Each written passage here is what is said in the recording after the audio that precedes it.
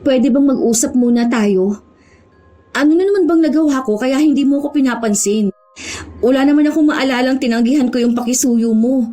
Ano, may nasabi ba ako? Kasi ang alam ko lang, busy tayo nitong nakaraang linggo dahil nga ang daming customer dahil nakasale lahat ng tinda. Tapos bigla mo na lang akong hindi kinausap. Naiinis kasi ako sa'yo. Nagpapakisuyo ako sa'yo nung nakaraan kung pwedeng asikasuhin mo muna yung kausap ko eh. Dahil nga naiihina ako. Tapos ang dami niyang tanong sa akin. Tapos hindi mo man lang ako pinansin. Palibasa, nagiging mayabang ka na dahil halos lahat ng gawain dito alam mo. Kaya mo rin maging cashier. Baka nakakalimutan mo na ako ang nagpasok sa'yo sa trabaho. Nung training mo, ako rin ang nagturo sa'yo. Lahat ng mga alam mo. Lahat yan dahil sa akin.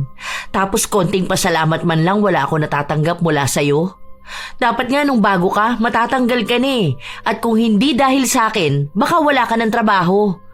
Tandaan mo ha, kung hindi dahil sa akin, wala ka sa posisyon mo ngayon. Ako pa yung nagturo sa'yo noon kung saan ka kukuha ng requirements. Tapos kung ano mga gagawin mo at pwedeng isagot sa interview. Tapos wala kang pamasahe noon pero pinahiram kita. Tapos kapag konting pakisuyo ko sa'yo, lagi mo akong pinaaandara na busy ka. Hindi naman siguro tama yun.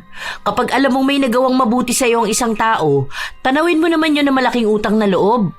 Matuto ka ring makiramdam kung kailan ka babawi. Hindi yung gusto mo pang isumbat ko sa'yo lahat bago ka matuto. Sadya talaga na may mga tao na mahilig manumbat.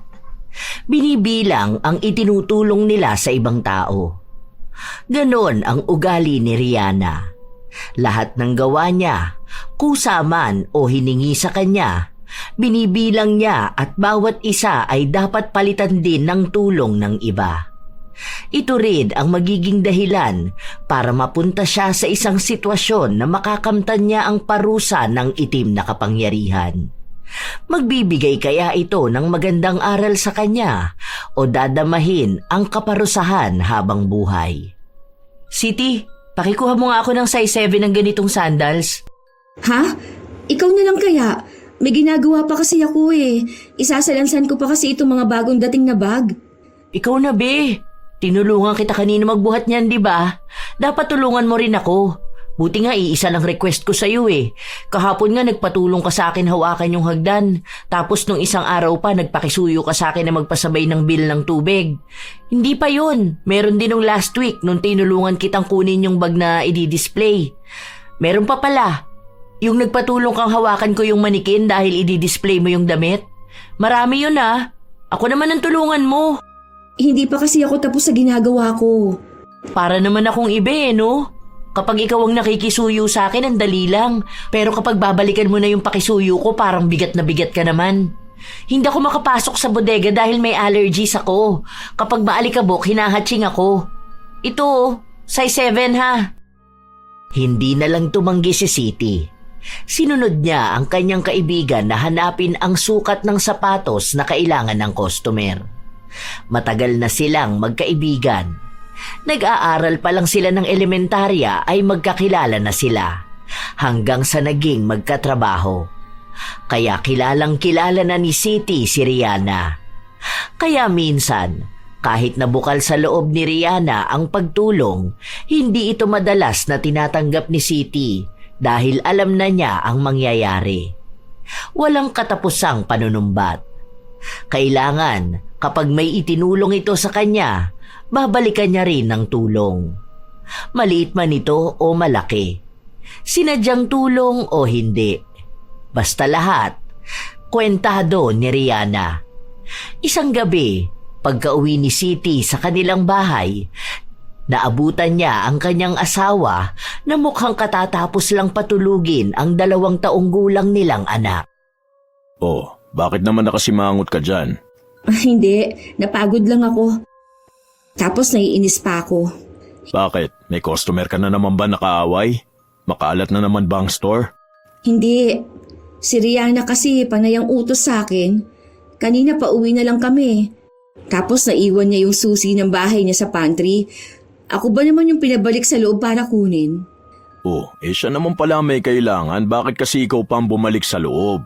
Kukunin niya yon kapag hindi mo kinuha. Hinayaan mo na lang sana.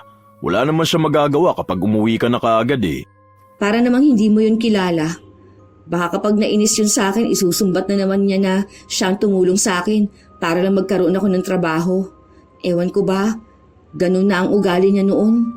Dati parang napagbibigyan ko pa siya pero iba na kasi ngayon. Parang konting kibot niya lang isusumbat niya na sa akin. Tapos kapag hindi ko naman siya tinulungan, magagalit na siya. Tapos mula no elementary kami, uungkatin niya. Parang may listahan siya ng utang na loob ko sa kanya. Na dapat yun, bayaran ko isa-isa. Huwag mo kasing sundin. Kung isusumbat niya sa'yo, hayaan mo siya. Huwag mo kausapin. Paano naman yung friendship namin? Tagal na namin magkaibigan. Talagang yung friendship niyo pa ang naisip mo? Kung totoong kaibigan ang tingin niya sa'yo, hindi niya bibilangin ang naitulong niya sa'yo. Kaya nga tuwing Pasko, hindi ko nilalapit sa kanya si Jiro Baka mamaya yung ibibigay niyang pera o regalo sa anak natin, isumbat niya kapag laki ng bata. Sabi ko naman kasi sa'yo, huwag ka na muna magtrabaho. Samahan mo na lang ang anak natin dito. Para dalawa kayo ni mamang nagbabantay sa kanya. Saan naman aabuti ng sahod mo? Ni hindi nga natin sigurado kung hanggang kailan yung trabaho mo. Hindi ka naman namamasukan sa isang kumpanya. Nakikisama ka lang naman kina Kuya Robert kapag may pakyawan sila. Minsan walang gawa, kaya wala ka ring trabaho. Ayoko naman na ganun lang tayo palagi. Saka sa panahon ngayon, kahit maliit pa ang anak natin, hindi pwedeng iisa lang ang pinagkukunan ng pera. Pamahal ang bilihin. Humanap ka na lang ng ibang trabaho. Baka meron pa naman dyan sa palengke. O kaya, balik ka dun sa production. Ang layo naman kung babalik ako sa production. Kung dyan lang ako sa ataw magtatrabaho, pwede kong lakarin papasok at pauwi. Ilang minuto lang ang aabutin. Malaki rin ang tipid. Siguro hanggat kaya kong pakisamahan si Rihanna, baka yun na lang ang gawin ko. Ewan ko, bahala na. Naguguluhan na rin si Siti sa nangyayari. Kaibigan naman ang tingin niya kay Rihanna. Minsan lang talaga ay napupuno siya kapag sobra na ang panunumbat sa kanya nito. Sino nga ba namang tao ang matutuwa kung lahat na lang ng naitutulong ay kailangan palaging ipamukha sa'yo? Ilang linggo pa ang nakalipas, palaging sinusubok ang pasensya ni Siti. Hanggang sa umabot na sa puntong tila ba napuno na siya at nakapagsalita. Kung kaya mo naman sana, pwedeng ikaw na lang muna ang gumawa. Ang dami ko rin kasing ginagawa ngayon, lalo na may mga bagong dating. Kailangan ko pa yung lagyan ng presyo bago ma-display Alam mo naman na kapag ngayon ibinaba ang items, kailangan ngayon din tapos na ako. Hindi lang naman to ang ginagawa ko. Minsan may ina-assist ako mga customer. Baka lang naman pwede na kapag kaya mo, ikaw na. Grabe naman yung ugali mo. Para makikisuyo lang sa'yo Para namang hindi ka nakikinabang sa akin. Kung hindi rin naman dahil sa akin, hindi ka makakapasok dito. Pinakiusapan ko na nga lang yung manager na ikaw na lang ang kunin nila dahil ka ako masipag at mabait ka. Tapos alam ko rin kung anong problema nyo sa buhay nyo. Tapos ito lang ang igaganti mo sa akin? Kapag ako na ang hihingi ng tulong, ayaw mo na? Hindi naman sa ganun. Saka hindi ko naman nakakalimutan tong itinulong mo sa akin na magkaroon ako ng trabaho rito. Pero ang inaano ko lang naman, baka pwedeng kapag alam mong busy ako at kaya mo naman yung nire-request mo sa akin, ikaw na muna ang gumawa. Kapag hindi naman ako busy, tinutulungan din naman kita, di ba?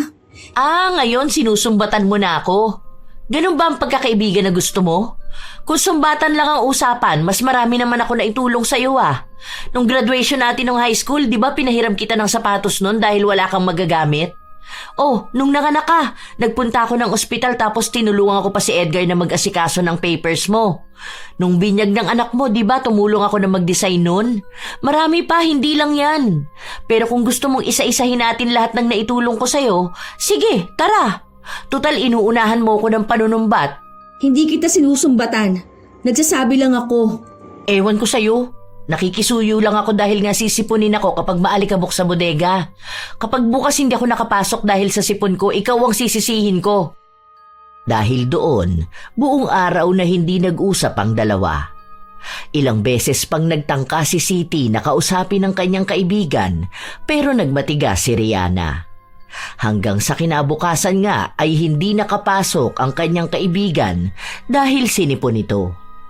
Buong araw naman inisip ni Siti na kasalanan niya yun. Kung sana lang ay pinagbigyan niya ang kaibigan, hindi ito magkakasakit. Nang makauwi na siya ng bahay, dala niya pa rin ang konsensya na kanyang nararamdaman dahil lang sa hindi nakapasok sa trabaho ang kanyang kaibigan. Sinabi niya ito sa kanyang asawa at ilang beses na sinabi rin sa kanya na wala naman siyang kasalanan. Kung sakitin si Rihanna, hindi na niya yon kasalanan. Pero para kay Siti, naaalala niya pa rin ang huling beses na nagsagutan silang dalawa. Alam mo mahal, ini-stress mo lang ang sarili mo eh. Matagal naman nang may allergy yung si Rihanna, hindi mo yung kasalanan. Kung alam niyang ganun, dapat nagdadala siya ng face mask, di ba? Kung wala ka dun, sinong tutulong sa kanya? Di ba wala naman? Kaya hindi mo yung kasalanan. Huwag mong sisihin ang sarili mo. Hindi mo naman maaalis sa akin na mag-alala. Kasi naman, alam mo naman na hirap din yun sa buhay, di ba? Kaya nga hindi yun nag-absent kasi kailangan niya ng pera. O paano yan ngayon na may sakit siya? Tama lang naman ang ginawa mo eh. Kahit na may naitulong siya sa'yo, hindi naman dapat palaging isusumbat. Saka alam mo naman yung mga naitulong niya. Para saan pa na palagi niyang ipapaalala? Paano naman yung mga naitulong mo sa kanya na hindi mo isinusumbat sa kanya? Huwag ka na ma-stress ha. Okay lang yan. Kahit na anong sabihin ng asawa ni Siti, hindi pa rin siya mapakali. Hanggang sa kinabukasan na nakapasok na sa trabaho si Rihanna. Sinubukan ulit ni Siti na kausapin ang kaibigan. Pero hindi siya kinikibo nito. Kaya sa halip na tapusin niya ang kanyang trabaho, tinutulungan niya si Rihanna. Di bali nang mahuli siya sa ginagawa niya, basta maipakita niya sa kaibigan niyang handa pa rin siyang tumulong. Naging epektibo naman ito. Buti naman marunong ka na ring tumulong. Sorry na doon sa nangyari nung nakaraan. Busy lang kasi talaga ako nun eh. Sige na, hayaan mo na. Kapag ako naman tutulong ako sa'yo eh. Ay dapat lang naman talaga kasi tinutulungan kita eh. Itong tulong mo na to sa akin ngayon, bawi mo na to dun sa mga nauna kong tulong sa'yo. Kahit na ang daming nagawa ni Siti, wala man lang pasasalamat na narinig mula sa kanyang kaibigan. Sa halip, pinaramdam pa sa kanya nito na obligasyon talaga niyang tulungan siya. Dahil kung hindi, baka kung ano-ano na namang sumbat ang sasabihin ni Rihanna.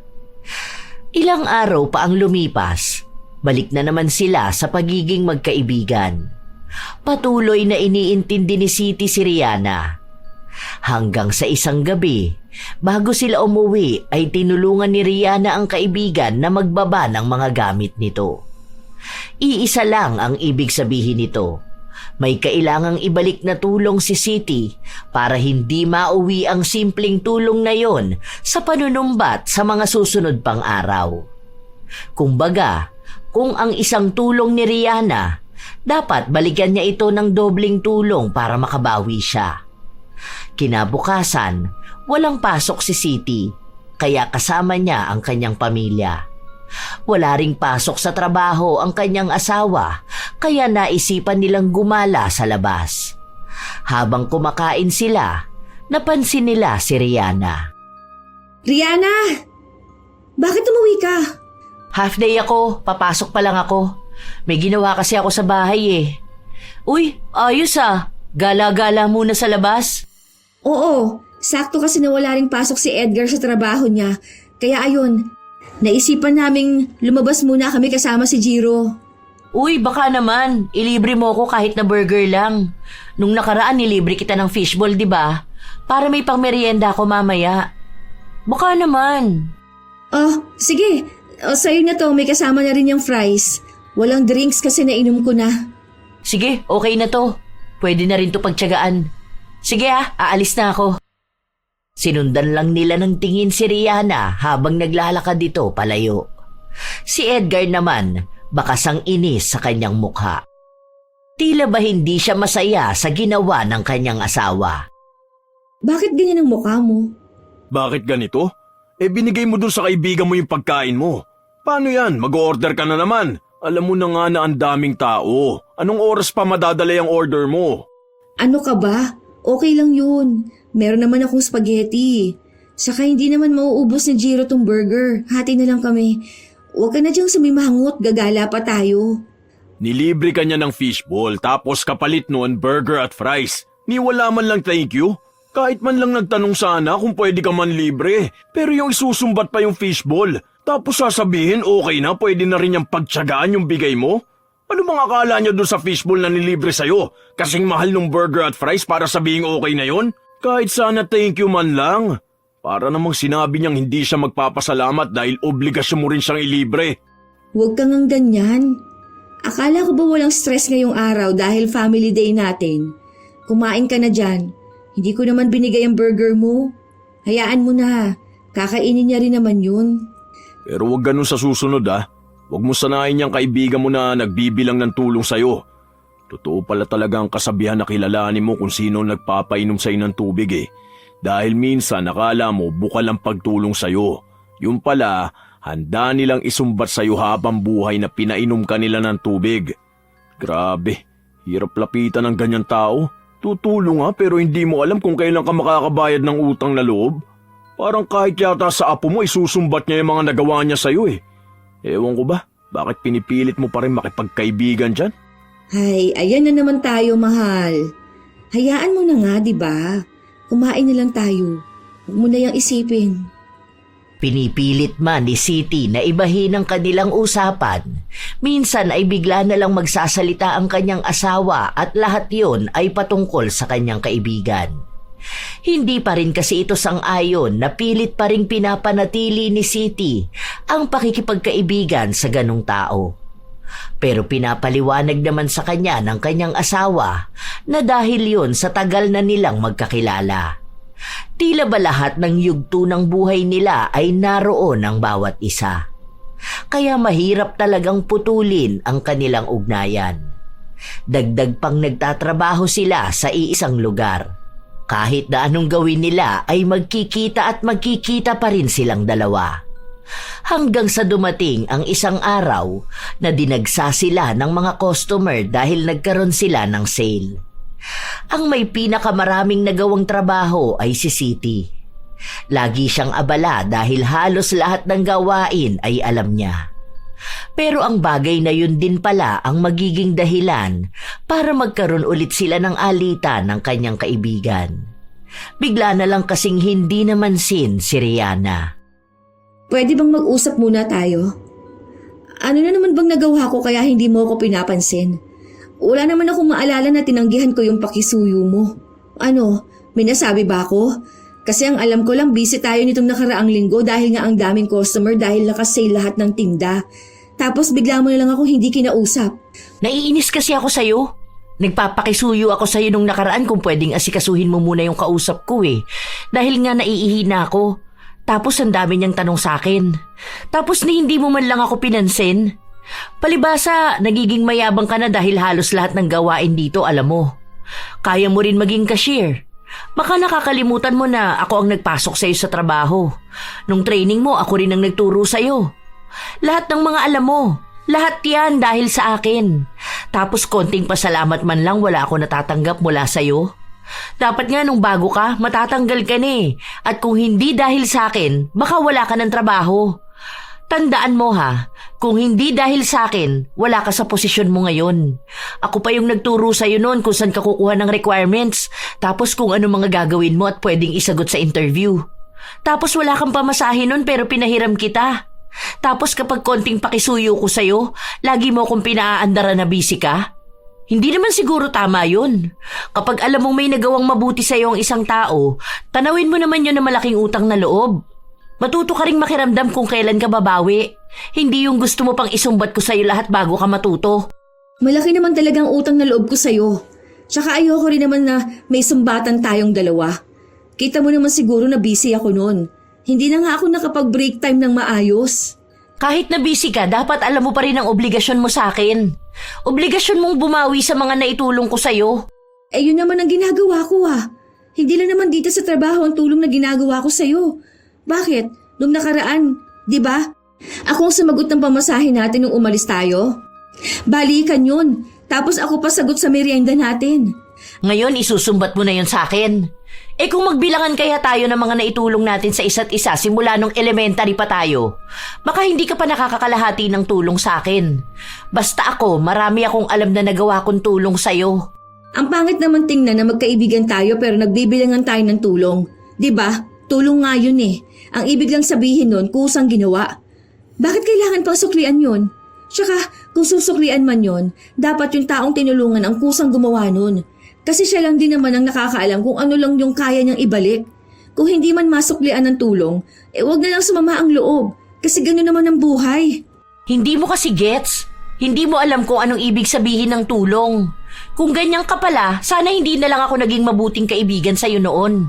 Kung alam ko lang sana na hindi ka babawi sa mga naitulong ko, hindi na lang sana kita tinulungan, di ba? Ang ungrateful mo talaga kahit kailan. Kung alam mo lang sobrang sama ng loob ko sa'yo. Sa lahat ng tulong ko sa'yo, ganito lang ang igaganti mo sa akin? Hindi na nakapagsalita pa si Siti. Dahil alam niyang hindi rin naman siya pakikinggan ng kaibigan kapag gano'n ang asta nito. Maghihintay na lang siya ng ilan pang mga araw bago niya ulit ito kausapin para maayos nila kung ano man ang problema. Pero halos 1 buwan nang hindi sila nagkikibuan. Gumagawa naman ng paraan si Siti para maging maayos silang dalawa. Kahit na hindi hingiin ni Rihanna ang tulong niya, ay tinutulungan niya pa rin ito.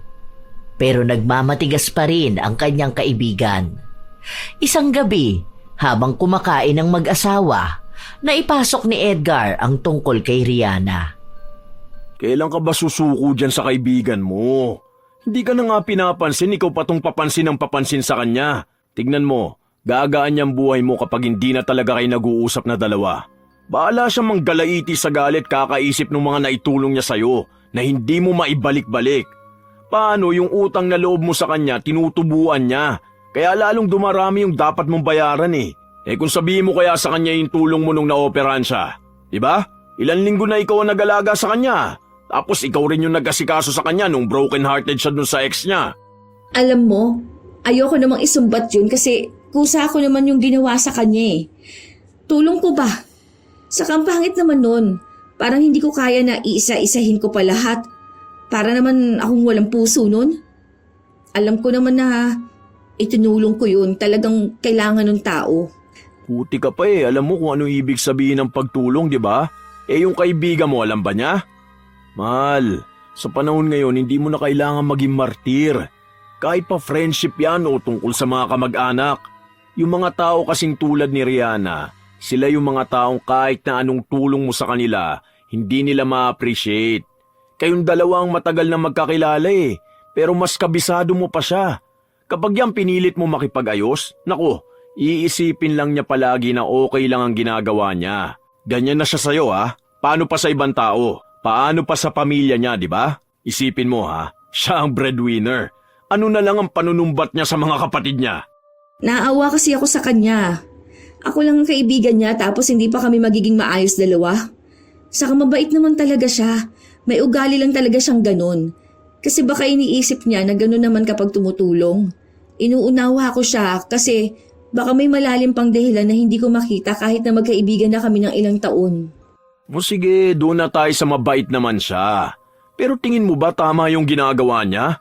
Kung totoong mabait siya, hindi yan hihingi ng kapalit sa lahat ng mga naitulong niya sa'yo. Hindi ganun na mabait. Lumalabas niyan kaya lang naman siya tumutulong dahil hinihintay niya rin na tulungan mo siya. Mas mabuti pang walang tumulong sa'yo kaysa meron nga pero kailangan mo namang tanawin nyo ng malaking utang na loob. Hindi pa rin makumbinsi ni Edgar ang kanyang asawa na hayaan na lang ang kaibigan nito. Nakukonsensya kasi talaga si Siti, lalo na at nangako sila sa isa't isa na kahit na anong mangyari, hindi masisira ang kanilang pagkakaibigan. Isang araw, habang abala si Siti sa pagsasalansan ng mga bag, narinig niyang may kausap si Rihanna.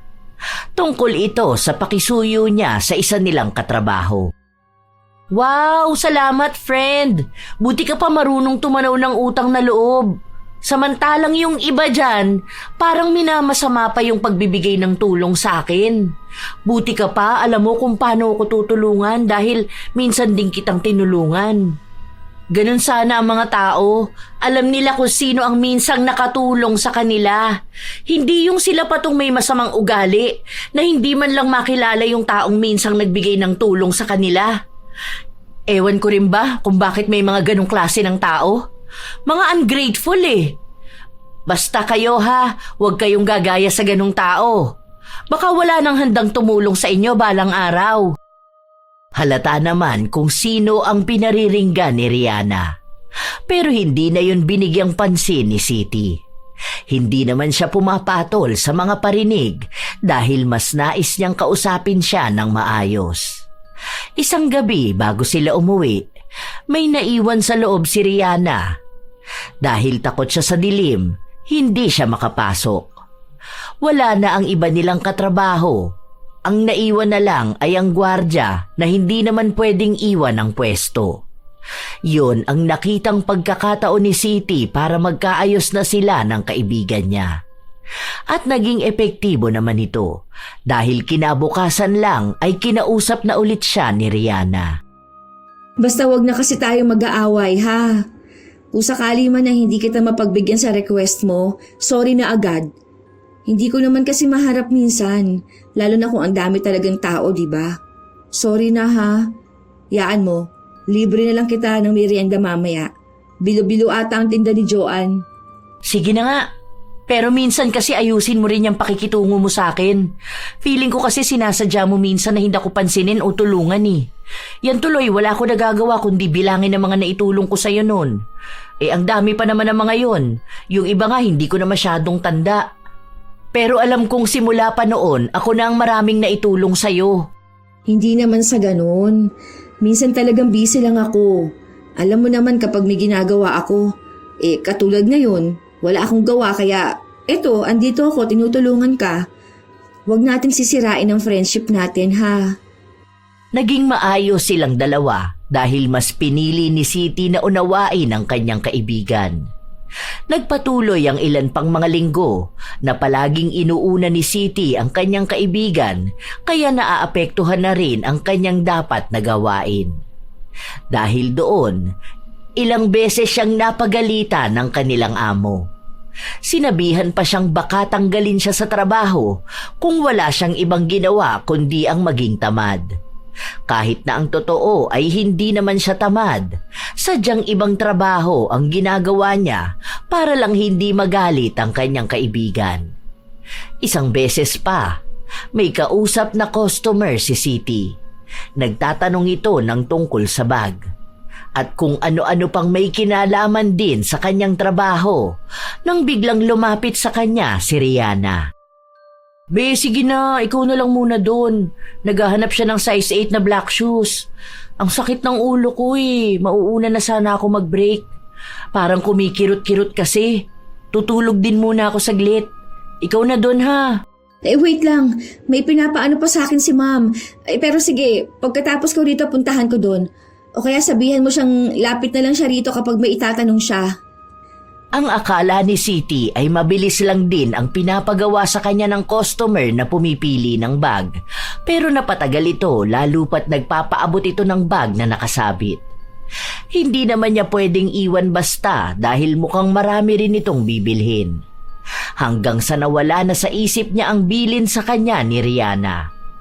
At nung bumalik si Rihanna, andoon pa rin pala ang bumibili ng sapatos at galit na galit ito sa kanya dahil halos isang oras na siyang naghihintay para doon sa sukat ng sapatos na akala ng customer ay kinuha niya sa bodega. Kung ano-anong masasakit na salita ang sinabi ng customer pero hindi pa rin ito umaalis dahil kailangan niyang bumili ng sapatos. Walang nagawa si Rihanna kundi ang pumasok muli sa bodega. Yun na naman ang naging simula ng awayan ng magkaibigan. Nung uwian na, naghintay si Siti sa labas para makausap ang kaibigan niya.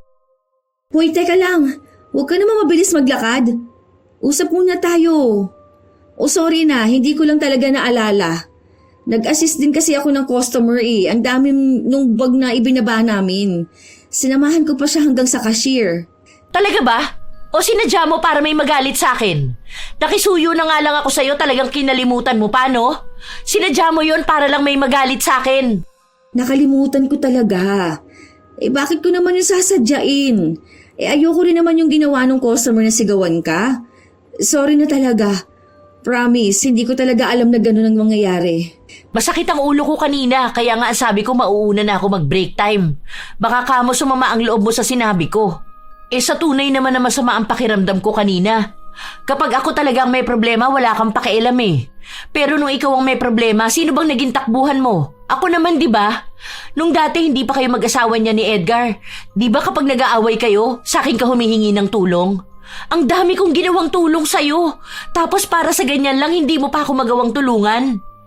Hindi na pala ako pwedeng magkaroon ng sakit dahil iba na pala ang dating nun sa'yo. Noon nga, may lagnat ka, ako pa ang bumili ng gamot mo. Di ba wala kang pera nun, kaya ako na lang muna ang gumastos? Tapos lahat pala ng tulong ko sa'yo, wala lang. Ganito lang ang igaganti mo sa akin? Pero totoo naman ang sinabi ko. Hindi ko rin naman kasi alam na nagsabi ka pala doon sa customer na kukuha ka ng sapatos sa bodega. Ang sabi mo lang kasi pumipili pa siya ng sapatos. Saka may iba naman doon na pwede mong pakisuyuan. Andoon naman si Lourdes, di ba? Ang sabihin mo, tamad ka kapag ako na ang tutulungan mo. Ang simple lang nun eh, kukuha ka ng sapatos sa bodega tapos ibigay mo. Tapos, saka ka bumalik doon sa customer na kumakausap sa'yo. Simpleng bagay lang sana yun eh, kaso ayaw mong gawin kasi nga, ako ang nanghihingi ng tulong. Na parang hindi mo alam kung anong mga naitulong ko sa'yo noon. Nung wala ka nga, ako naglinis ng pwesto na inaayos mo. Hindi mo yun alam. Kasi wala ka nga nun. Hindi ko na dapat sasabihin sa'yo eh. Ewan ko ba kung bakit ganyan ka? Sa sobrang walang utang na loob mo, hindi mo nakikita ang mga ginagawa ko at mga sakripisyo ko. Ang hirap magkaroon ng kaibigan na tulad mo. Buti pa nga yung iba kapag natutulungan ko sila, ang bilis nilang bumawi. Ikaw, ang dami na nga nung nagawa ko, wala pa rin para sa'yo. Hindi ko alam kung may naitulong ka ba sa akin. Kasi ang alam ko talaga, ako lang lahat. Oo, alam ko naman na marami kang nagawa sa akin. Ayoko naman na umabot na naman tayo sa sumbatan. Kasi ako, hindi ko ugaling bilangin kung anong mga naitulong ko sa isang tao. Basta alam ko kapag tinulungan ko siya, yun na yun. Wala na akong pakialam kung tutulungan niya rin ba ako o hindi. Kahit na maging magkaaway kami nung tao na yun, hindi ko isusumbat yung ginawa ko. Kasi una sa lahat, ginawa ko nga yun eh. Ibig sabihin okay lang sa akin. Hindi na para bilangin ko pa at pagdating ng araw isisingilin ko siya. Umisip ka pa talaga ng paraan kung paano maipaglalaban yung pagiging walang utang na loob mo? Kahit naman ata sinong tao maisusumbat ang ginawa nila. Kung ang kaharap nila yung taong tinulungan nila pero mukhang baliwala lang lahat ng ginawa nila. Hindi naman baliwala yung mga tulong mo sa akin noon. Kasi hanggang ngayon naman sobrang nagpapasalamat pa rin ako sa'yo. Sadya lang sigurong hindi lahat kailangan sabihin mo o ipaalala mo sa isang tao kung paano mo siya tinulungan. Kasi ako, kahit na hindi mo sabihin sa akin, alam ko kung anong itinulong mo. Tanda ko yun. Pero sana ikaw rin tanda mo kung anong itinulong ko sa'yo. Na hindi lahat kailangan pang ipaalala sa'yo na para bang yun na rin ang kabayaran mo ng mga nagawa mo. Sana naman sa susunod, kung tingin mo hindi makakabawi ng utang na loob ang isang tao, huwag mo na lang tulungan para hindi nagkakaroon ng problema. Hindi lang sa'yo, kundi pati na rin sa taong tinutulungan mo. Kasi aakalain ng tao na bukal sa loob mong pagtulong, tapos bigla na lang siyang magugulat na isang araw naniningil ka na ng sobra. Hindi na napigilan ni Siti na ilabas ang kanyang hinaing. Marami pa siyang nais na sabihin pero pinigilan niya ang kanyang sarili kahit na sobrang bigat na ng kanyang dibdib. Hindi kasi pwede na basta na lang siya sasabog. Alam niya ang ugali ng kaibigan. Lahat ng mga sinabi niya ngayon, hindi nito makakalimutan. Magkaayos man sila, darating pa rin ang araw na babalikan yon ni Rihanna. Halos 1 buwan ulit ang nakalipas, hindi na talaga sila nagkikibuan na dalawa. Sumuko na rin si Siti sa paulit-ulit niyang panunuyo kay Rihanna. Iniisip niya na kung hindi talaga ito madadala sa maayos na usapan, baka tama nga ang kanyang asawa. Na kahit na ilang taon na silang magkaibigan, darating din sa punto na kailangan na nilang putulin ang kanilang ugnayan. Lalo na't tumatanda na rin sila, pero paulit-ulit lang ang nangyayaring awayan nila.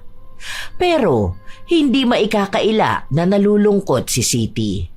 Minsan pa nga siyang naabutan ng kanyang asawa na nag-iisip. Lalim niyan, mahala. Parang balo na yata ang iniisip mo. Ano ba yan? Miss ko na kasi ang kaibigan ko. Dati kasi, kapag nasa work kami, kung ano-ano na lang ang pinag-uusapan namin. Tapos ngayon, parang ang bigat na ng trabaho ko. Wala na akong kasabay umuwi at pumasok. Ganun talaga ang buhay. Wala naman tayong magagawa kung ayaw na rin makipag-usap sa'yo ng kaibigan mo, di ba? Baka mas maganda na yan na wala na kayong usapan. Para naman iwas na rin sa sumbatan. Para walang awayan. Hindi ko nga rin alam kung anong nangyayari sa kanya ngayon. Alam mo ba, never yung nag-absent maliban na lang kapag may sakit siya o emergency talaga. Pero ngayon, halos hindi niya nabubuo ang isang linggo eh. Nag-aalala ako na baka may problema siya. Sa karamdam ko na may kakaiba sa kanya na hindi niya lang sinasabi sa akin kasi nga hindi kami magkabati. Alam mo naman, matagal ko na siyang kaibigan. Kaya kilala ko siya kapag nananahimik siya. Hindi rin ako mapapakali kapag hindi ko nalaman kung anong nangyayari sa kanya. Oh, ano naman kung may problema siya? Hindi naman niya sinasabi sa'yo eh. Ano bang gusto niya? Maging manghuhula ka na rin? Alamin mo kung ano nangyayari sa kanya, ganun ba? O bigla ka na lang tutulong sa kanya kahit na hindi mo naman alam kung anong dapat mo itulong? Minsan kasi, dapat alam niya rin kung paano kumausap ng kaibigan. Para naman kasing hindi ka niya kilala. Kung matagal na kayong magkaibigan, alam niya na kahit mag-away kayo, magkaibigan pa rin kayo. Ibaba niya man lang sana ng konti yung pride niya. Hindi yung gusto niya, siya lang ang sinusuyo palagi. Kahit na ganon ang sinabi ng asawa ni Siti, hindi pa rin maaalis ang pag-aalala nito sa kanyang kaibigan. Kahit na ayaw siyang kausapin ni Rihanna, siya na lang ang gumawa ng paraan para makausap ito. Kinabukasan, maaga siyang nagising para puntahan ang bahay ng kaibigan. Gusto niya itong ayain na sabay na lang silang pumasok sa trabaho. Pero naabutan niyang hindi pa rin nakaayos si Rihanna. Mukhang may problema sa kanilang bahay. Ano nangyari? Kailangan ba ng tulong? Bakit hindi ka nagsasabi sa akin? Pwede mo naman akong i-chat o tawagan? Para saan pa? Akala ko ba wala na lang tayong pansinan? Di ba magkaaway tayong dalawa? Ano ka ba naman? Magkaibigan pa rin naman tayo eh. Ano bang problema rito sa inyo? Ha? Kaya ba hindi ka masyadong nakakapasok ng trabaho? Sino ba may sakit? Ako? Hindi mo ba pansin, ha? Kita mo na nga na may nakabalot sa braso ko eh. Ibig sabihin lang nito may iniinda ako. Hindi naman ako ganito kung okay lang ako. Oh, ano ba nangyari sa'yo? Nagpunta ka na ba sa doktor? Anong sabi nila? Paano mo raw yan mapapagaling? Naku, bakit kaya yan, no? Nagpunta na ako nung nakaraan. Ang sabi lang sa akin, wag ko masyadong galawin yung siko ko. Kapag kasi nagagalaw, sobrang sakit eh. Kaya dapat straight lang ang buong braso ko. Kapag naman tinanggal ko tong nakasupport sa akin, magagalaw ko talaga siko ko. Kaya ayun, hindi na naman ako magkanda-ugaga sa sobrang sakit. Ano ba kasi nangyari sa'yo? Bakit naman dalawa pa? Ay, ang hirap kumilos niyan. Baka naman matanggal ka sa trabaho. Paano na yan? Alam mo naman na hindi ka pwedeng matenga, di ba? Aba malay ko rin. Basta nagising na lang ako na sobrang sakit na eh. Hindi naman ako nahulog. Hindi rin naman to nadaganan. Wala rin naman ako makitang mali dun sa x-ray ko. Basta ganun na lang ang nararamdaman ko kapag ginagalaw ko. Sobrang hirap talaga nito. Yung wala ako nararamdaman, nahihirapan na ako sa buhay eh. Paano pa kaya kung ganito? Pero wala eh. Kailangan ko pa rin humanap ng paraan para mabuhay. Tatanggalin na nga raw ako sa trabaho pero ano namang magagawa ko kung hindi nga ako makakilos ng maayos. Sarili ko nga hindi ko maasikaso. Walang ibang nararamdaman si Siti kundi awa sa kanyang kaibigan. Noong nalaman niyang aalisin na ito sa trabaho, sinubukan niyang pakiusapan ng kanilang amo. at sinabi ang kalagayan ni Rihanna. Pero hindi pa rin siya napagbigyan. Sinabi na ilang beses na raw kinausap si Rihanna at palagi niyang sinasabi na hindi na ulit siya liliban sa trabaho, pero nauulit lang ng nauulit. Habang nasa trabaho si Siti, wala siyang ibang inaalala kundi ang kanyang kaibigan. Naiisip niya pa lang na nawalan na ito ng trabaho ay naaawa na siya. Alam niyang hindi man sabihin sa kanya ni Rihanna ang problema na iniisip niya, ramdam naman ito ni Siti. Wala naman kasing ibang maaasahan ang pamilya ng kanyang kaibigan. Kaya ngayon na may sakit si Rihanna at nawalan pa ng trabaho, alam niyang damay-damay ang buong pamilya nito. Para muling magkaroon ng trabaho si Rihanna, nag-isip ng paraan si Siti. Kinausap niya ang ilan niyang mga kakilala na baka pwede nilang kunin si Rihanna. Sige na ate, masipag naman yun sa totoo lang. Pero sa ngayon kasi may sakit siya. Pero kung hindi naman masyadong magalaw ang siko niya, ayos lang yun. Tsaka may support naman eh. Hindi lang talaga pwedeng i-bend yung siko niya. Kahit siguro magpagawa ka na lang sa kanya ng ibang trabaho, okay na yun siguro. Kahit na hindi malaking sahod. Pero yung makatarungan naman para makabuhay ng pamilya. Sige na. Yung kapatid nung nag-aaral pa eh. Wala rin siyang asawa o boyfriend. Tapos sobrang tatanda naman na ng magulang niya. Oo, akong bahala, promise, mabait naman yon. Saka maaasahan niyo talaga siya. Kailangan niya lang talaga ng trabaho sa ngayon. Kapag may problema naman kayo sa kanya, pwede naman na ako na mismo ang kausapin niyo para ako na lang din ang magsasabi sa kanya. Natuwa naman si Siti matapos niyang mapapayag ang kanyang pinsan na papasukin sa tindahan si Rihanna. Dahil doon, agad na umuwi si Siti para lang ibalita sa kanyang kaibigan ang bago nitong trabaho. Hindi man humingi ng tulong sa kanya si Rihanna, alam niyang ito ang pangunahing kailangan ng kaibigan. Magaan lang ang work doon. Baka maging ano ka lang, tagakuha ng bibilihin. Mini grocery yon. Mabait naman yung pinsan ko na yon. Tsaka nasabihan ko na rin siya ng kalagayan mo. Alam ko kilala mo yun. Nakita mo na yun noon sa bahay eh. Si Ate Rina. Alam ko kasi na kailangan mo ng trabaho saka problemado ka. Ayoko naman na lalo kang ma-stress kasi may sakit ka na nga. Baka kung ano pang mangyari sa'yo. Sana naman gumaling ka na, no? Buti naman hinanapan mo ako ng trabaho. Naalala mo siguro na ako ang dahilan kaya nagkaroon ka ng trabaho. Kaya ngayon bumabawi ka na rin sa akin. Ganyan dapat ang tamang gawain. Kung alam mong naipasok kita sa trabaho, ikaw naman ang gumawa ng paraan para ako naman ang magkaroon ng trabaho. Kasi ako nga ang nagpasok sa'yo. Tapos ako naman yung biglang nawalan ng trabaho, di ba? Siyempre naman. Ano ba naman ang magkaibigan tayo? Alam ko rin naman kung anong pangangailangan mo. Sige, bukas papasok na ako doon. Ano na palang nararamdaman mo ngayon? May iniinom ka bang gamot? O anong sabi ng doktor sa'yo? Kailan daw pwedeng alisin yung support na yan? Wala naman sinabi sa akin kung kailan ko pwedeng alisin.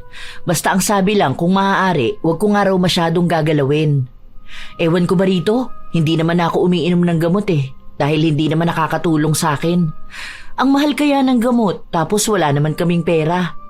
Yung mga magulang ko, yung gamot nila ang inuuna ko. Sana naman gumaling ka na para makapasok ka na ulit sa mas magandang trabaho. Pinakiusapan ko nga si boss, pero ang sabi sa akin pwede ka naman daw sanang bumalik. Pero kung maayos ka na, hindi ka naman daw makakapagtrabaho na maayos kung ganyan ka. Hindi lang daw ikaw ang mahihirapan, pati yung mga katrabaho mo. Ganyan din ako noon nung pinakiusapan ko si boss na ipasok ka. Mabuti naman natuto ka ng magbalik ng mga ginagawa ko sa iyong tulong. Baka naman ngayon pwedeng ako naman ang pautangin mo. Ako naman ang tulungan mo. Kasi dati nung nanganak ka, ako naman ang tumulong sa'yo at nagpautang sa'yo eh. Baka naman pwedeng ako naman ngayon ang tulungan mo. Oo, sige. Pautangin kita. Huwag ka mag-alala. May extra ba naman ako eh. Mukhang kahit na bukal sa loob ni Siti ang kanyang pagtulong sa kaibigan, si Rihanna ay nagbabawas naman ng naitulong niya sa kaibigan. Hanggang sa lumipas ang ilan pang mga linggo, hindi pa rin matukoy ang tunay na dahilan kung bakit bigla na lang nagkaroon ng kakaibang sakit si Rihanna. Hanggang sa mukhang lumalala pa ito dahil minsan kahit hindi niya ginagalaw ang siko, kusa itong sumasakit at wala na siyang ibang magawa kundi ang umiyak na lang. Natanggal ulit siya sa trabaho, kaya naghanap ng bagong mapapasukan ng kanyang kaibigan. Pero katulad sa mga nauna ay natatanggal din siya. Mga mababait na ang amo na yon, pero sadyang hindi nagiging maayos ang pagtatrabaho ni Rihanna at natatakot din ang mga yon na makatanggap ng reklamo dahil pinagtatrabaho nila ang taong dapat ay namamahinga sa bahay. Problemado na naman si Siti kung paano niya tutulungan ang kaibigan. Oh mahal, gising ka pa? Anong oras na oh? Akala ko pa naman tulog ka na. Anong ginagawa mo dyan sa cellphone mo? Oh, ang taas pa ng brightness mo. Ano ba kasi yan? Hindi ka pa matulog. Baka sumakit naman ang mga mata mo niyan. Hindi. Naghahanap lang ako ng trabaho na pwede kay Rihanna. May mga pinagtatanungan din ako. Oh, akala ko ba pwede siya dun sa sinasabi mo nakakilala mo? Natanggal na naman ba? Kailan ba siya nagsimula dun? Hindi pa naman siya nag-start doon. Pero kasi tumawag sa akin kanina. Tapos sinabi na hindi na lang nila kukunin. Kasi naaawa sila na baka hindi rin makapagtrabaho na maayos. Baka kung ano raw ang mangyari at sila pa ang managot. Wala na ako ibang kilala Itong mga nakikita ko naman sa Facebook. Ang lalayo naman ng mga to. Hindi naman pwedeng mag-commute si Rihanna. Anong oras na? Baka naman pwedeng bukas mo na lang hanapan ng bagong trabaho yung kaibigan mo. Ikaw naman ang hindi nakakapagpahinga dyan sa ginagawa mo Wala ka naman pasok bukas. Hindi nga kasi ako makatulog kakaisip. Mamaya na. Ikaw ang matulog dyan dahil may pasok ka pa bukas. Baka ikaw pa ang magkasakit dahil dyan sa ginagawa mo Kung wala siyang mahanap na trabaho, baka kailangan muna niyang gumaling. Ngayon, ang dami mo nang ginagawa para sa kanya. Siguro naman hindi na yung magre-reklamo sa'yo na wala ka na itutulong sa kanya, no? Kapag nagkaroon na ng sumbatan, mas marami nang isusumbat mo sa kanya. Hindi lang perang naitulong mo, Ilang beses mo na rin siyang ipinasok sa trabaho. Kumpara sa ilang beses niyang sinusumbat sa'yo na ipinasok kanya sa iisang trabaho. Ano ka ba naman, mahal? Hindi ko naman na iniisip yung ganyan. Hindi ko na kailangang isumbat sa kanyang naitulong ko. Tsaka kailangan niya ako ngayon. Alam mo naman na pabayaan ko siya, di ba? Yun na nga Ikaw na ang tumutulong sa kanya ngayon. Di hamak na mas malaki na ang utang na loob niya sa'yo. Hindi niya pwedeng sabihin na pambayad mo yan sa mga ginawa niya sa'yo Baka kaya siya nagkakaganyan dahil wala na siyang ibang ginawa kundi ang manumbat. Ngayon, mas kakailanganin niya palang tulong ng iba, di ba? Buti siya nagkaganon. At kung ikaw yun, baka habang buhay kang may babayaran sa kanya. Huwag kang magsalita ng ganyan. Hindi pa rin maganda ang nangyari sa kanya. Kung alam mo lang kung anong sitwasyon ng buhay niya, kaya nga awang-awa ako sa kanya O na, sige na. Basta matulog ka na Bukas na yan.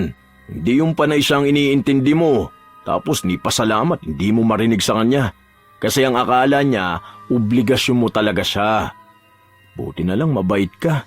Dahil kung nakatapat siya ng tao na mahilig manumbat gaya niya, ay nako, baka mahiya na siya kada tutulungan mo siya.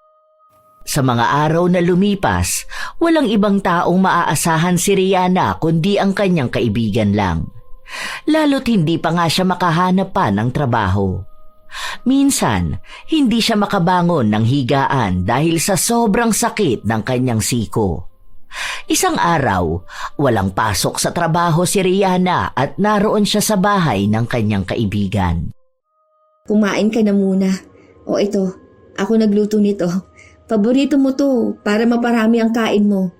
Sabi sa akin ng kapatid mo, isang beses nga lang kayo nakakakain. Tapos minsan hindi ka pa kumakain ng maayos. Bakit nandito ka sa akin? Yung anak mo nandun sa bahay niyo. Dapat siya ang inaasikaso mo, hindi ako. Dapat hinahayaan mo na lang ako rito sa bahay. Kahit paano kaya ko naman ang sarili ko Hindi pa naman ako ganong kabaldado. Wala siya dyan. Andun kina mama. Kaya ako lang mag-isa ngayon sa bahay. Wala rin naman kasi akong gagawin kaya nagpunta na ako rito. Pinaglutuan ko na rin kayo. Wala pala yung kapatid mo, nasa trabaho raw. O akala ko ba nag-aaral yun? Magpahinga ka na lang sana. Isang araw na nga lang ang day off mo nagpupunta ka pa sa akin para alagaan ako. Pwede ka naman na doon sa bahay nyo. Matulog ka o kaya manood ka na lang ng movies. Hindi naman ako makakapag-relax at enjoy nang hindi iniisip ang nangyayari sa'yo. May nakausap pala ako. Pwede ka sana dun mag-work kaso lang wala pa raw yung boss. Hindi raw sila makapag-desisyon. Paano naman ako makakapagtrabaho nito? Hindi nga ako masyadong makagalaw ngayon. Ang dami ko nang ang utang sa'yo Magkano na rin yun? Hindi ko alam kung kailan ako makakabayad. O kung makakabayad pa ba ako. Lalo na ngayon, kita mo naman hindi makapaghanap buhay. Ano ka ba? Hindi naman kita sinisingil, di ba? Ibig lang sabihin, okay lang sa akin kahit na saka mo na ako babayaran. Hindi naman ganun kalaki ang utang mo. Ang naipapautang ko lang naman kasi sa'yo kung ano lang yung kaya ko. Alam mo na, hirap talaga ng buhay ngayon. Basta gumaling ka lang okay na sa akin. Tapos kapag may trabaho ka na ulit at nakakabawi na talaga, di saka mo na akong bayaran, di ba? Hindi naman kita gigipitin dahil alam ko ang kalagayan mo. Siya, kumain ka na. Ako nang magsusubo sa'yo ha.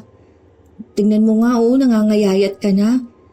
Huwag ka magpaka-stress masyado. Baka mahirapan kang pang gumaling niyan. Naging mabuti pa rin si Siti sa kanyang kaibigan sa kabila ng mga hindi nila pagkakaunawaan itong mga nakaraan. Wala na rin namang magagawa si Rihanna dahil kahit ilang beses niyang pagsabihan ng kaibigan na pabayaan na lang siya, hindi ito ginagawa ni Siti. Minsan, kapag umuwi ng maaga si Siti, una pa niyang pinupuntahan ang bahay ng kanyang kaibigan para masigurado na maayos ang kalagayan nito. Hinahayaan na lang siya ng kanyang asawa dahil kahit naman sawayin siya, hindi pa rin naman siya nakikinig. Mas pipiliin niya pa ring tulungan ang kaibigan. Dahil para sa kanya, hanggat kaya niya ay tutulong siya. Hindi siya naghahangad ng anumang kapalit. Hanggang sa isang araw, umuwi si Siti galing sa trabaho at naabutan niya ang kaibigan na nasa labas lang ng bahay nila. Malayo ang tingin at mukhang malalim ang iniisip. Ayos ka lang ba? Hindi. Mukha bang ayos lang ako? Kita mo nga na nakasimangot ako May ayos ba na ganito ang itsura? Bakit nasa labas ka ngayon? Baka naman magkasakit ka niyan. Alam mo naman na sipunin ka, di ba? Nagdala ka man lang sana ng pamandong mo. Ano bang iniisip mo? Marami. Hindi ko na alam kung ano nangyayari sa buhay ko. Alam mo yung hindi ko alam kung may patutunguhan pa ba ako? Hindi ko na alam. Ang gulo ng buhay ko. Ang gulo ng utak ko. Hindi ko alam kung hanggang kailan ako ganito. Habang tumatagal kasi, lalo ko nagiging walang kwenta. Alam mo yun, ikaw ang dami mo nang naitulong sa akin. Hindi ko alam kung paano ko na yun ibabalik. Pati ba naman pagbalik ng tulong ko sa'yo, kailangan mo pang problemahin kung paano mo ibabalik? Seryoso ka ba talaga, Rihanna? Sa halip na paggaling mong isipin mo, yun pa talaga? Hindi mo naman maaalis sa akin na isipin yun. Dahil alam ko na kapag tumulong ang isang tao, dapat papalitan ko rin ito ng tulong. Kung hindi, isusumbat lang yun lahat sa akin. Ang hirap na ng buhay ko. Minsan nga feeling ko hindi na ako gagaling. Kasi, paano ba naman ako gagaling sa sakit na hindi maintindihan? Walang gamot Anong ibig sabihin nito, di ba? Ang hirap, sa totoo lang. Kung iniisip mo na isusumbat ko sa iyong lahat ng itinulong ko sa'yo, baka nga hindi mo talaga ako kilala bilang kaibigan mo. Kahit na minsan, hindi ko binilang o inisip kung anong itinulong ko sa'yo. Kahit na mabigat o simple pa yan. Kahit ginawa ko lang kanina o noong unang panahon pa. Dahil para sa akin, kung anong itinulong ko, yun na yun. Alam na ng taong tinulungan ko kung anong nagawa ko para sa kanya. Tanggapin niya man yun o hindi. Dahil para sa akin, basta ginawa ko yun ng bukal sa loob, ibig sabihin hindi ko na kailangan tandaan o ipunin yun para lang ipamukha sa isang tao ang ginawa ko. Kasi para sa akin, ang tunay na pagtulong, hindi binibilang. Nahihiya na kasi ako. Alam ko na kailangan din ng pamilya mo ng pera, tapos sa akin ka pa tumutulong. Hindi ko rin alam baka nag-aaway kayo ng asawa mo. Panay kasi ako ang iniintindi mo eh. Tapos ako, hindi ko naman alam kung makakabawi ba ako sa'yo. Hindi mo na kailangang isipin kung makakabawi ka. Dahil ang pagbawi na yan, kusa yan nangyayari. Hindi yan pinag-iisipan. Kung ngayon kailangan mo ko, malay mo sa mga susunod, ikaw naman ang kailanganin ko, di ba? Kaya nga tayo magkaibigan. Para kapag hindi mo kaya, nandito ako para sa'yo. At kapag hindi ko rin kaya, nandyan ka para sa akin. Basta ang gusto ko gumaling ka na. Alam mo kung sino ang kailangan mong bawian? Yang sarili mo. Alam mo, sobrang bait mo sa akin. Nitong mga nakaraan, naiisip ko yung mga ginagawa mo sa akin. Feeling ko ikaw na ang pinakamabait na tao na nakilala ko. Sa totoo lang, ilang beses na tayo nag-away eh. Tapos hanggang ngayon kaibigan pa rin ang turing mo sa akin. Ang dami ko pa namang atraso sa'yo. Ni minsan hindi mo pinaramdam sa akin na naging pabigat ako sa'yo. Na baka habang ganito ang nararamdaman ko, bigla mo ko singilin ang mga naitulong mo sa akin. Tapos ganito pa ang nangyari sa usapan natin. Ang isang bagay pala na hindi ko nasasabi sa'yo. Ang pasasalamat ko sa mga nagawa mong tulong sa akin. Ang dami mong sakripisyo, pero hindi mo yun pinapaulit-ulit sa pagmumukha ko. Salamat talaga sa lahat ha. Wala yun. Ang sabi ko nga, magkaibigan tayong dalawa. Basta para sa akin, ang pagkakaibigan natin ang mas mahalaga sa akin. Kaya nga kahit na hindi tayo magkasundo minsan, hindi pa rin kita matiis. Pangako, hindi na ako manunumbat ng mga naitulong ko. Dahil sa huli, ako pa rin pala talagang may malaking utang na loob sa'yo. Salamat talaga ikaw ang naging kaibigan ko. Sobrang swerte ko sa'yo. Magaan sa pakiramdam ang makarinig ng ganong mga salita.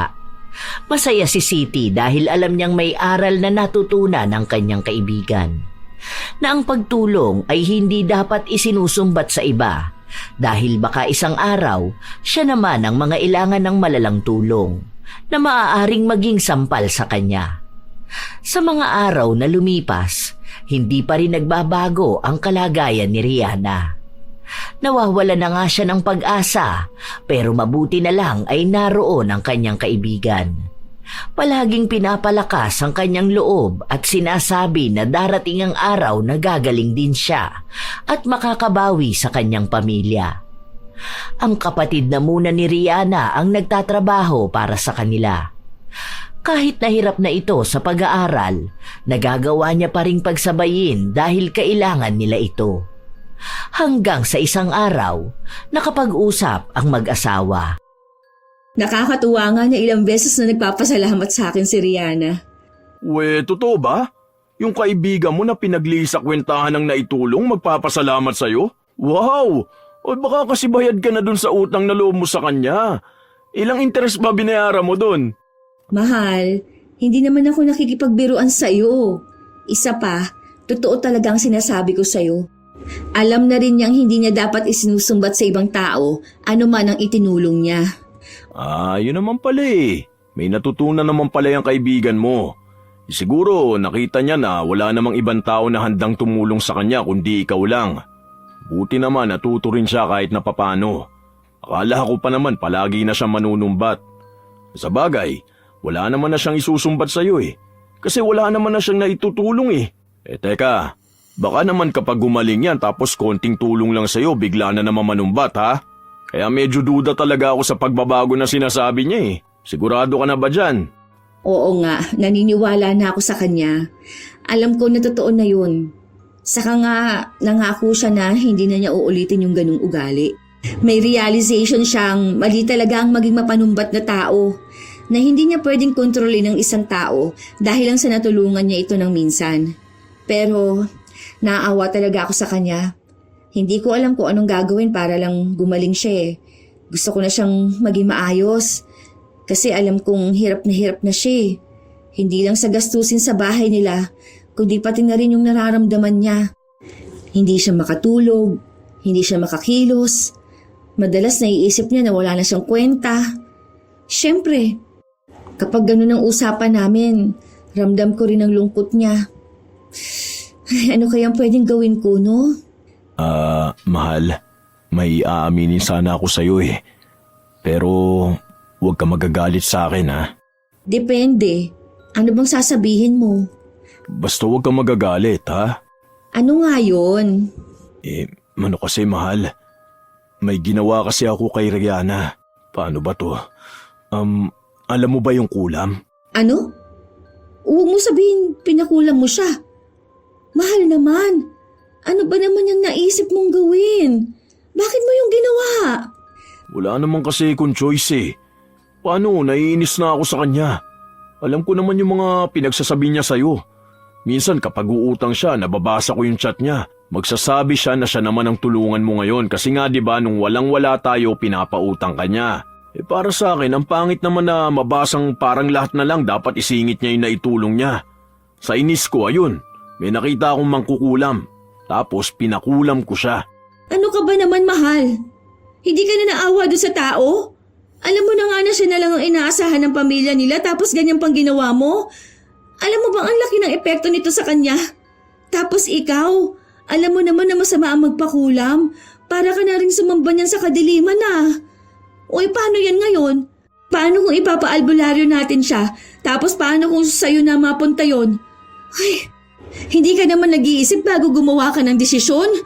Oo, sabi ko huwag kang magagalit eh. Paano kasing hindi ako magagalit sa'yo? Yung ginawa mo nga hindi tama. Hindi lang si Rihanna ang apektado nun, pati na rin ikaw. Ang sabi naman sa akin ng mangkukulam, pwede ko naman daw talaga yung ipabawi kung sakali man. Saka hindi ako maapektuhan ng pinagawa ko. Hindi ka man lang ba nakonsensya sa ginawa mo? Nakonsensya naman ako. Pero kasi alam mo yun, hindi ko rin naman gustong palagi kanyang ginaganon.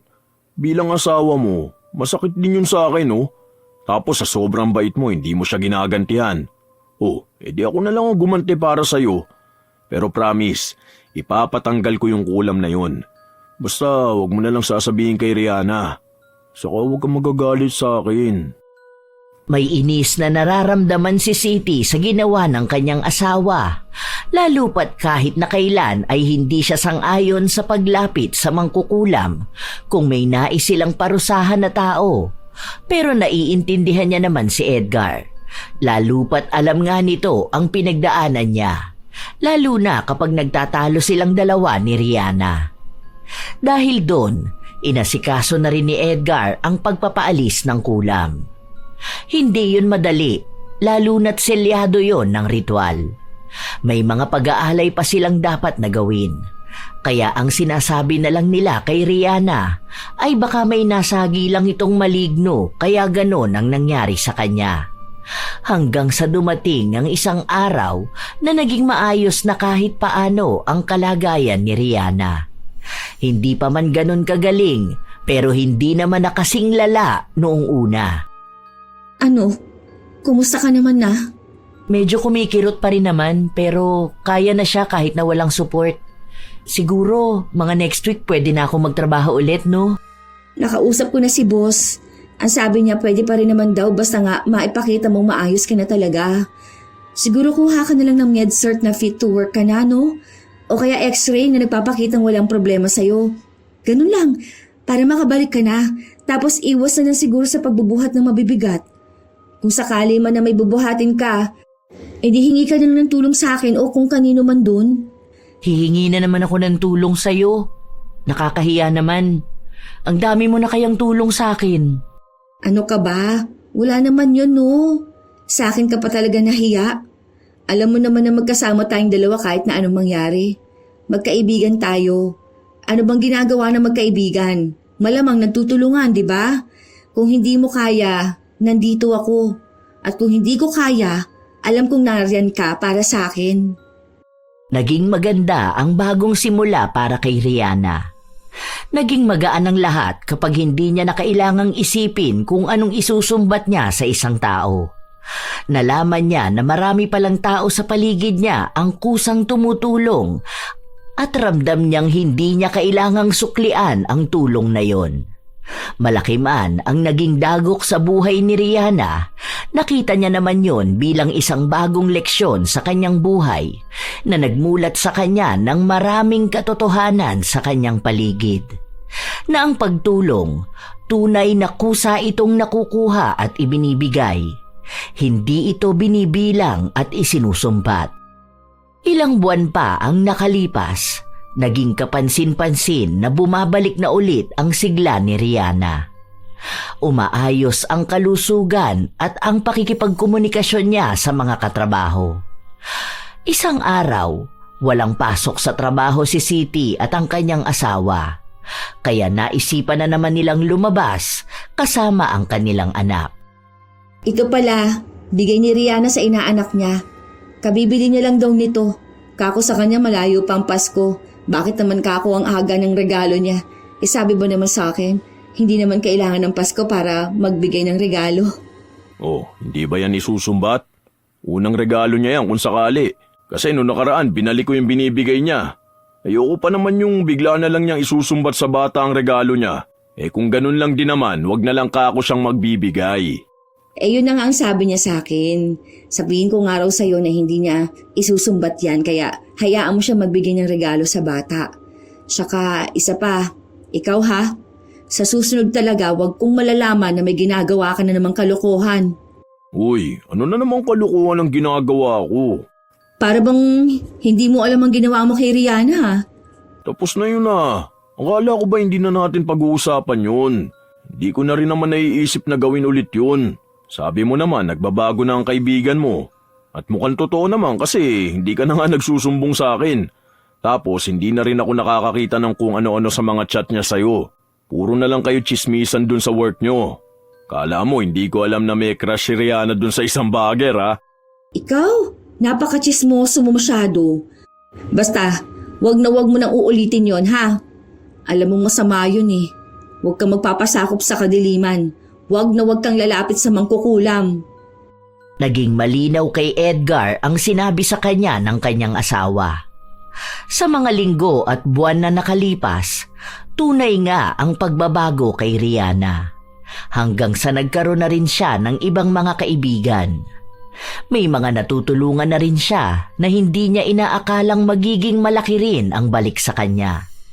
Doon niya lang napagtanto na hindi talaga lahat ng utang na loob ay kailangang singilin dahil kusa itong binabayaran ng ibang tao ng mas higit pa sa kanyang inaakala.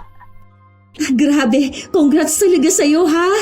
Nakakatuwa naman, natupad na yung pangarap mong makapag-abroad. Hindi nga rin ako makapaniwala. Paano? Hindi naman ako college graduate, di ba? Ni hindi nga natin natapos yung second year college. Ayos lang naman daw yun sabi ni Alexa. Ayaw mo yun? Ang ganda rin ng bansa na pupuntahan mo. Japan yun, no?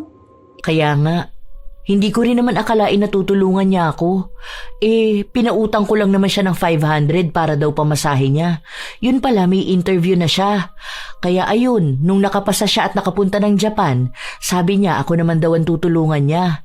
Hindi ko naman inaasahan yun kasi malay ko ba, di ba? Diba? Sabi ko naman sa'yo, basta may isang tao kang natulungan, makikita rin nila yung malaking utang na loob sa'yo. Hindi mo na kailangang ipaalala sa kanya kasi sa halip na tulungan ka, mawawalan pa sila ng gana. Basta ako, masaya ako para sa'yo. Matutulungan mo na ang pamilya mo. Ako, masaya rin ako. Kasi kapag natulungan ko ang pamilya ko, ibig sabihin matutulungan na rin kita. Magkaibigan tayo, di ba? Makakabawi na rin ako sa mga naitulong mo sa akin. Wait ka lang, bibilhan kita ng malaking Hello Kitty sa Japan. Nagtawanan ng magkaibigan habang nagbibiruan silang dalawa.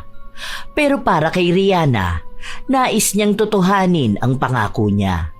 Dahil kapag naging maayos na siya sa ibang bansa, gusto niyang kahit na paano ay may malalapitan ng kaibigan niya sa oras na kailangan nito ng tulong. Kahit pasabihin sa kanya ni Siti na hindi naman na niya kailangang bumawi. Dahil sa dami ng tao, kay Siti siya may malaking utang na loob. Alam din ni Rihanna na ang pagtulong niya ay hindi lang basta pagbabalik ng utang na loob, kundi isang bagay na bukal sa kanyang kalooban. May mga tao talaga na mahilig magbilang ng mga naitulong nila sa isang tao. Minsan, kahit na maliit na bagay lang yon ay kailangan nilang mangilang beses na ipaalala.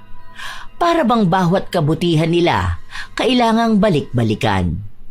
Ang ganitong ugali ay hindi lang nakakasakit ng damdamin ng tinulungan, kundi unti-unti ring nagpapabigat sa puso ng tumulong. Dahil sa bawat sumbat na binibitawan, nawawala ang tunay na halaga ng kabutihan. Masama ang manumbat dahil ito ay isang uri ng pagpapakita ng kayabangan. Ang tulong ay dapat bukal sa loob, hindi utang na kailangang bayaran. Sapagkat kapag sinumbatan ang isang tao, nawawala ang purong layunin ng pagtulong at napapalitan ito ng pagmamataas at pag-aakalang ikaw ay mas higit kanino man.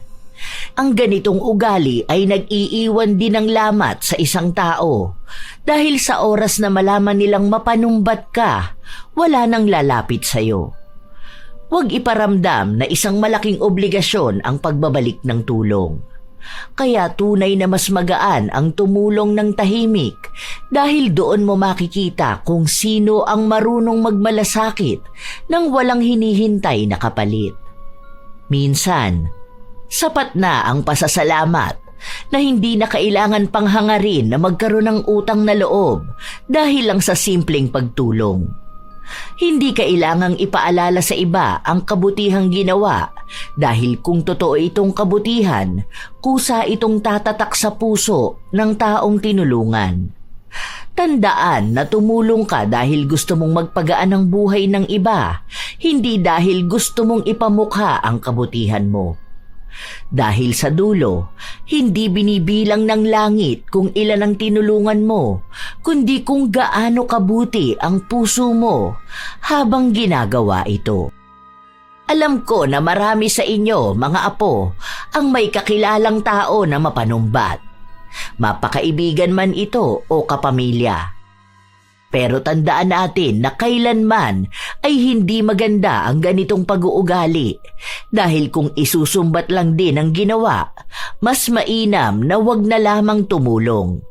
Kaya kung kayo ay may ganitong karanasan o anumang komento tungkol sa ating bagong kwento, ibahagi nyo naman yan at naway may aral kayong napulot.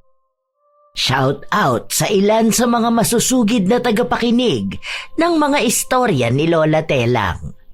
Ella J, Diana Ordonio, Newly Din Alipda, Girly Satur at sa Siling Department ng Cosmo Malvar, Batangas, Mary Jenny Rilrea Batiduan, Jane, Lynn Mesa, Emma Doctor, Michael Lohica at sa Team Panadero ng Mercy Bakery ng Nagcarlan, Laguna, May Talurong, Finn Pogi, Sally Columbres, Binibining Reggae, Susie, Telma Flores. Shout out din sa inyo, Albino Amarado, Joy Costales, Charmaine Ebon, Jerilyn Byron, Jaja Barakiel, Rudina Cordero, Hiramini, Maria Teresa Cajes, Kim Bara, Erlinda Wuest, Gracie Rivera, Assorted Love Hurts KSA, Pichi, Lodovico Villanueva at sa Ledmerac ng Twin Pioneer Street, Lenny Villegas. Maraming salamat sa pakikinig nyo, Leonora Concesino, Ann Ganda, Christine Joy Montero, Ann Pundano, Rhea Anasio, Tutsi Rol, Landelina Sandoval, Annabella Romarate, Jovelyn Medrano, Bernadette Abayon at Nene Marilu Palyada, Rovelyn Sabilino, Abigail Sabusak, Consolacion Alvarez, Annalisa Chico Diga, Cristalen Navarro, Mika Salvador, Julie Tapang, Raymond Nahera, Jonalyn Itang, Glyza Abit, Sherlyn Huntilla, Grace Hementera, Roselyn San Antonio, Joseph Bron, Corazon Ortega, Board Yarn, Rita Miano, Celerina. Maraming salamat sa pakikinig nyo sa buong staff ng Alpha Mart, Panorama Street, Marikina City Branch. At syempre, shout out at salamat palagi sa aking mga apo na walang palyang nag-aabang, nagmamahal, sumusuporta at nakikinig sa bawat upload ng inyong lola. Ito ang inyong Lola Telang at maraming salamat sa pakikinig nyo mga apo.